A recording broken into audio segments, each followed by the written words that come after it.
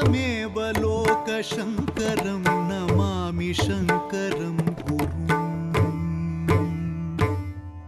नमामि शङ्करं गुरुं नमामि शङ्करं गुरुं।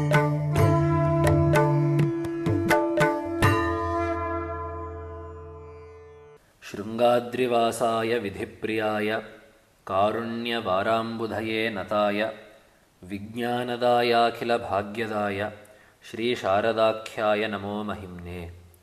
सदाशिवसमारम्भां शङ्कराचार्यमध्यमाम् अस्मदाचार्यपर्यन्तां वन्दे गुरुपरम्पराम्।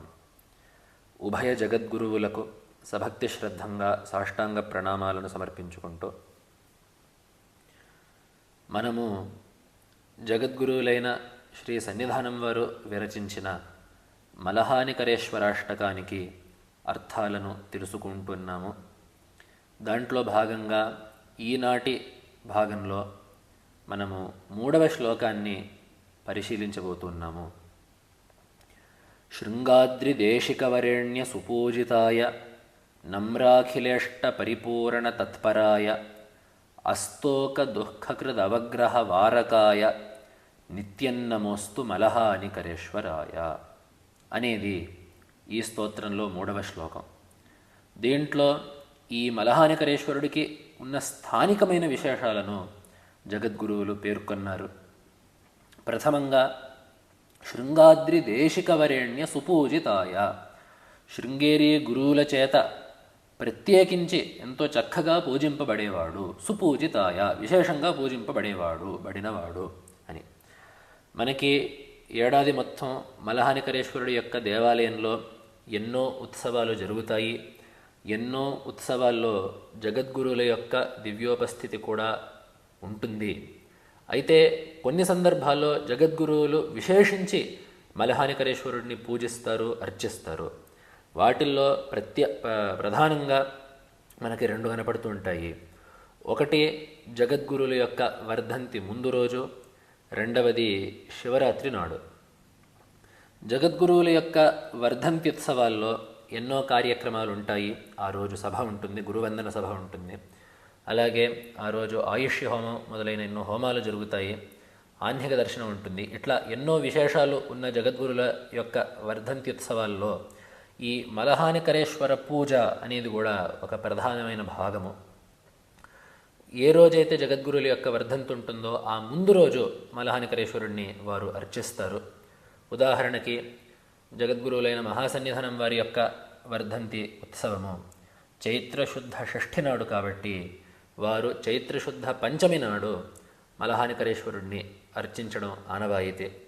అదేవిధంగా జగద్గురు సన్నిధానం వారి యొక్క వర్ధంతి ఉత్సవము శ్రావణశుద్ధ పంచమి నాడు కాబట్టి వస్తుతః యద్యపి శ్రావణశుద్ధ చతుర్థి నాడు మలహానికరేశ్వరుడి యొక్క పూజ చేయాల్సి ఉండగా అది చాతుర్మాస్యం కావడం, ఈ సందర్భం ఆషాఢ పూర్ణిమ నుండి భాద్రపద పూర్ణిమ వరకు చాతుర్మాస్య వ్రతాన్ని జగద్గురువులు అనుష్ఠిస్తుంటారు. కాబట్టి ఈ సమయంలో వారు తుంగా నదిని దాటకుండా నరసింహవనంలోనే జపతప ప్రభృతి అనుష్ఠానాల్లో వారు నిరతులై ఉంటారు. కాబట్టి వారు నదిని దాటరు.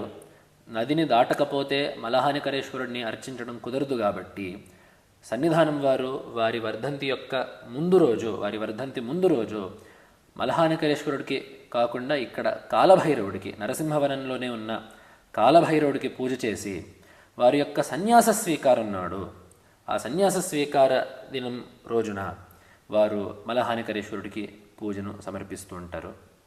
కాబట్టి ఇది ఒక ప్రత్యేకమైన పూజ జగద్గురువుల చేత మలహానికరేశ్వరుడికి చేయబడుతుంది. అదేవిధంగా శివరాత్రి రోజున శృంగేరిలో చైత్రం నుండి మొదలుపెట్టి వైశాఖం అన్ని నెలల్లో కూడా ఏదో ఒక విశేషమైన ఉత్సవమో, ఏదో ఒక దేవతార్చనమో, ఏదో ఒక పూజ ఉండడం అనేది పద్ధతి. మనకి ఆ రామనవమి నుండి నరసింహ జయంతి, శంకర జయంతి, కృష్ణాష్టమి, నవరాత్రులు, అలాగే వినాయక చతుర్థి ఇట్లాంటి ఎన్నో ఉత్సవాలు ఉండంగా, వామన జయంతి ఇట్లా ఎన్నో పూజలు ఉండంగా శివరాత్రి మాత్రం ఎంతో ప్రత్యేకమైన ఉత్సవము. ఆ రోజు రాత్రిపూట జగద్గురువులు చతుర్యామ పూజను నెరవేరుస్తారు. ఆ చతుర్యామ పూజను చేస్తూ ఆ 4 యామాలు చంద్రమౌళీశ్వరుడిని నరసింహవనంలోనే ఆ చంద్రమౌళీశ్వర పూజా మంటపంలోనే ఆరాధిస్తారు రాత్రిపూట జాగరణం చేస్తూ. అయితే ఆ పగటి వేళ శివరాత్రి యొక్క పగలు ఆ పగటిపూట మలహానికరేశ్వరుడి యొక్క ఆ కొండకి వెళ్ళి ఆ ఈశ్వరగిరికి వెళ్ళి జగద్గురువులు అక్కడ స్వామిని పూజించడం అనేది పద్ధతిగా ఉంది. ఈ రెండే కాకుండా గత 7-8 సంవత్సరాలుగా ఇంకో ఉత్సవం కూడా జగద్గురువుల యొక్క కరకమలాల మీదుగా జరుగుతుంది.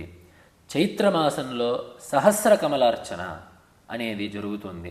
కాబట్టి ఆ చైత్రమాసంలో జగద్గురువులు 1000 తామర పువ్వులతో ఆ పరమాత్మను అర్చించడం అనేది ఒక పద్ధతిగా వచ్చింది.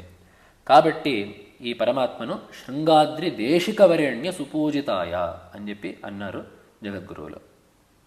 ఇంకా ఎన్నో ఉత్సవాలు ఉన్నాయి, వాటిలో కూడా జగద్గురువులు పాల్గొంటారు. ఆ ఉత్సవాల యొక్క విశేషాలను మనం రానున్న శ్లోకాల్లో చూడబోతున్నాం. కాబట్టి ఇక్కడ అతి విస్తరణ చేయకుండా జగద్గురువులు వారి స్వహస్తాలతో పూజ చేసే కొన్ని సందర్భాలను మనం ఉటంకించుకున్నాము. అలాగే దాని తర్వాత జగద్గురువులు చెబుతూ ఉన్నారు, నమ్రాఖిలేష్ట పరిపూరణ తత్పరాయ. నమ్రులు అంటే నమస్కరించిన వారు, వారి యొక్క అఖిల ఇష్టాలను, వారు కోరుకున్న వాటిలన్నిటినీ కూడా పరిపూరణ తత్పరాయ, వాటినన్నిటిని అనుగ్రహించడంలో ఎంతో వ్రతం పెట్టుకున్నవారు. ఇది పరమాత్మ యొక్క స్వభావము. ఏ యథామాం ప్రపద్యంతే తాంస్తథైవ భజామ్యహం లభతే చ తతః కామాన్ మయైవ విహితాన్ హితాన్. ఇట్లా ఎన్నో విధాలుగా పరమాత్మ నన్ను అర్చించిన వారికి నేను తప్పకుండా వారికి సత్ఫలితాలను ఇస్తాను అని చెప్పి ఎన్నో దగ్గరలో భగవంతుడు చెప్పాడు.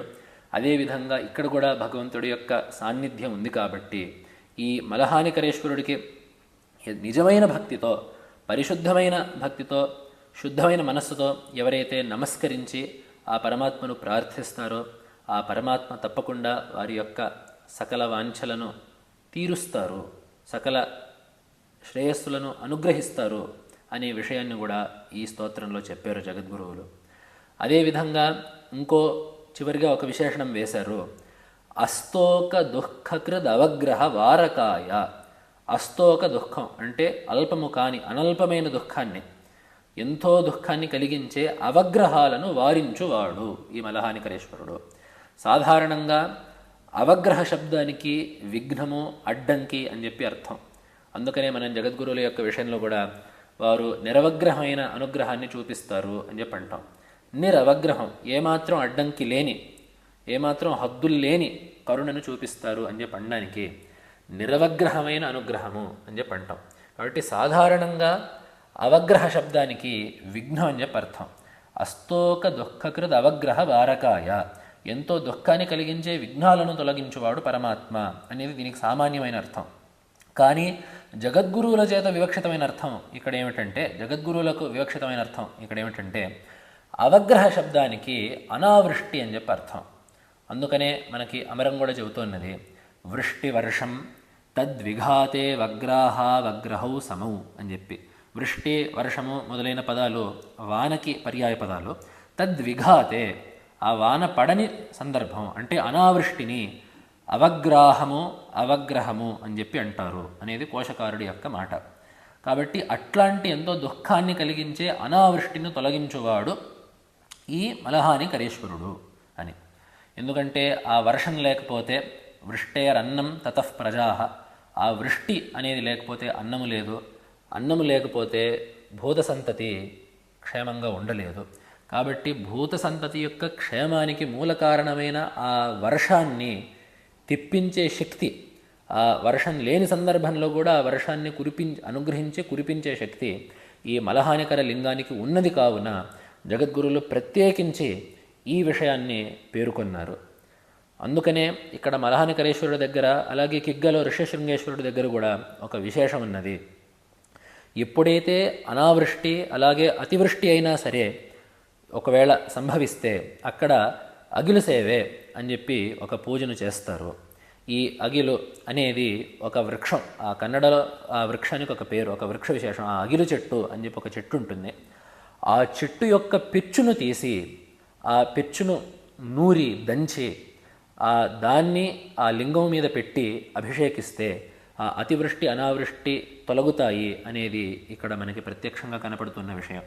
కాబట్టి ఇక్కడ పద్ధతి ఏమిటంటే, ఈ ప్రాంతంలో ఎప్పుడైనా అతివృష్టి కానీ అనావృష్టి కానీ ఉంటే అప్పుడు జనులు వచ్చి జగద్గురు మహాస్వామి వారిని వేడుకుంటారు, మాకు ఒక ఉపాయాన్ని తమరు అనుగ్రహించాలి అని చెప్పంటే అప్పుడు జగద్గురువులు ఆ పరమాత్మ యొక్క ప్రేరణ మేరకు ఈ ఫలాని పూజను చేయించండి, ఈ అగిలి సేవను చేయించండి మీరు మలహానికరేశ్వరుడికి అని చెప్పి వారు ఆదేశం ఇస్తారు.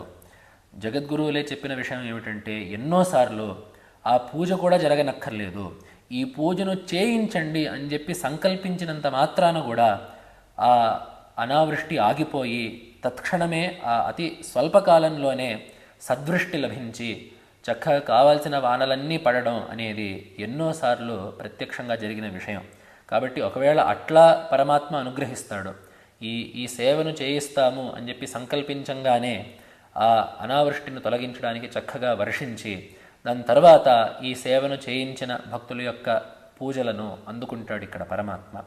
ఇది అనావృష్టికి అతివృష్టికి కూడా ఇదే సేవ చేయడం అనేది ఈ ఆనవాయితీగా ఈ మలహానికరేశ్వరుడి యొక్క ఆలయంలో వస్తున్నది.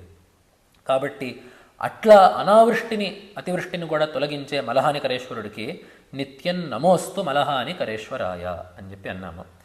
అలాగే ఇక్కడ మనం ఇంకొక విషయం కూడా మనం అనుకోవచ్చు. ఇక్కడ నిత్యం నమోస్తు అని చెప్పి అన్నారు. గత 3 శ్లోకాల్లో కూడా నమోస్తు మలహానికరేశ్వరాయ అని చెప్పి వస్తున్నది. ఈ నమశబ్దానికి అర్థం ఏమిటి అని చెప్పి దీనికి 2-3 అర్థాలు చెప్పున్నాయి శాస్త్రాలు. ఒక అర్థం ఏమిటంటే, ఈ నమస్ అనేది నమః అనేది నమే అనే దాని యొక్క రూపము, ఇది నాది కాదు. ఎలాగైతే యజ్ఞంలో ఇంద్రాయ స్వాహ ఇంద్రాయ ఇదం నమమ, ఇది ఇంద్రుడికి నాది కాదు, లేదా వరుణాయ ఇదం నమమ, వరుణుడిది ఇది నాది కాదు అని చెప్పి ఆ ద్రవ్యత్యాగం, దేవతని ఉద్దేశించి ద్రవ్యత్యాగం చేయడం అనే దాన్ని ఈ నమశబ్దం ద్యోతిస్తోంది. ఈ శరీరము, ఈ ఐశ్వర్యము ఇవన్నీ కూడా నావి కావు, ఇవన్నీ పరమాత్మ ఇచ్చినవి అనే భావము ఆ నమశబ్దంలో ఉంది అని చెప్పి ఒక అర్థం శాస్త్రంలో చెప్పబడింది. అదేవిధంగా నమః అనేదానికి మామూలుగా నమస్కారము, ఆ ప్రహ్వీభావము ఎక్కువగా చెప్పేది అది. ఆ ప్రహ్వీభావం అంటే ఇట్లా వినయంగా ఒదిగి ఉండడం, అది ఆ నమశబ్దం యొక్క అర్థం అని చెప్పి ఒక అర్థం ఉంది.